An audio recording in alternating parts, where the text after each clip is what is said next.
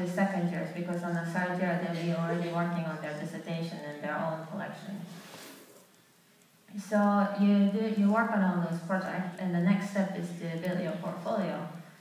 So this is some sample of what would be in how we call e-portfolio, because nowadays it's so easy to just send PDF images, always after PDF.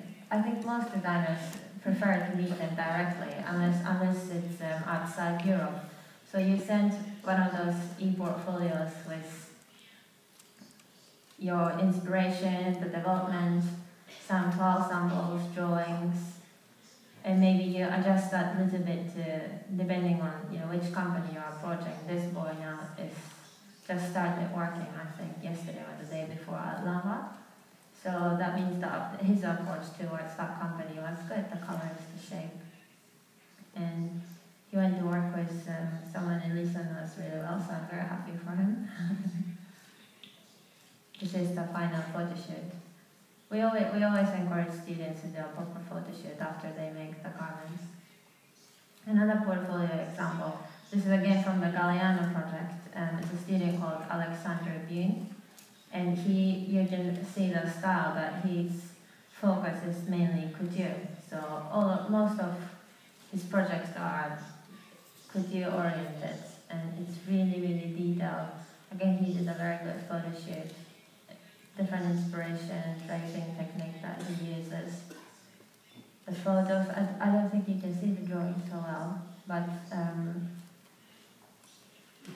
a few design options, inspiration, sketches, all the skills that you can give to the industry. I think he used Illustrator a little bit, because now almost all design houses ask if the students can use Illustrator. So we try to put one or two illustration sessions at the beginning of the year, so later on they can practice and make a better use of it. Illustrator. Some handle drawings. We really encourage students to draw though. Although so many companies ask for Illustrator, and maybe the designers higher up, they don't know how to use computer skills so well, so they end up asking the interns to do that for them. They do the drawing, they do the illustration. But drawing is such a big part of our course. We always encourage students. We are a little bit old-fashioned like that. Yeah. And we really give a lot of priority to definitely all the traditional techniques, draw enormously, and obviously to work with the computers, but the same way on the fashion print pathway, the students will learn how to print. They'll have an amazing print room, and they do all the traditional printing techniques, even though for the final collection they might use inkjet and everything would be digital print, but at least they know how everything goes, how to break a design into different screens. They have to coat the screens, they have to prepare the screens, the colors, all the dyes, they have to dye the fabrics, so they really know how everything is done. And I think it's invaluable knowledge, because once you start working in the different factories, nobody can fool you, because you've done it yourself. And you really know the process, and you really know all the different techniques, and you really know everything about dyeing, and so it's just really important to have all these different skills. And once you get into the industry, that's it, and you're ready. And obviously technology is added on top of that, but in order to do that, it's a bit like Picasso.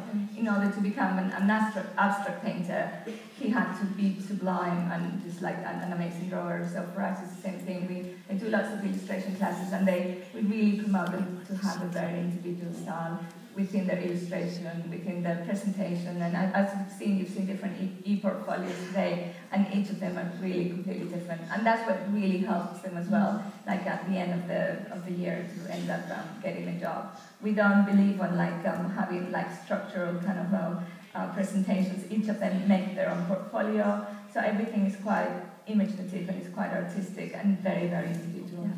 Yeah. That I think also reflects how we choose students from the interviews, from foundation courses. We really appreciate individuality, not necessarily technically amazing, because that you can really learn. It's a matter of practice and trying it out, but that originality, that's something that you have.